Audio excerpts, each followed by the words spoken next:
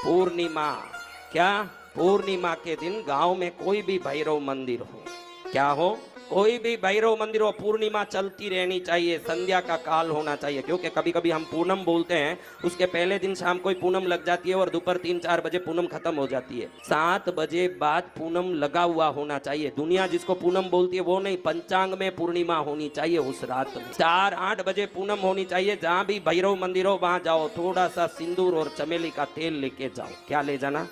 5 रुपए का। कितना? 10 रुपए का। आप अपनी मर्जी, जैसे 5-10 रुपए का। पूर्णिमा में जाके तेल सिंदूर भैरव जी के चरण में चढ़ा के बंदन करके नमस्कार करके आ जाओ। 3 पूर्णिमा में पैसा आना शुरू हो जाएगा। 12 पूर्णिमा के अंदर 100 करोड़ का घर भी हो, गिरवी रखी हुई, वापस आपकी हो जाएगी। ये होके ही रहेगा, क्योंकि आज ये बात वसंत विजय के मुख से निकल गया है, तो इसका तो राम बाण जैसा इलाज है। जिस जिसके गहने गिरवी हो गए, जिस जिसके घर गिरवी हो गए, जाओ पूर्णिमा आते ही चालू कर दो, थोड़ा तेल सिंदूर लगा दो। क्या लगाना?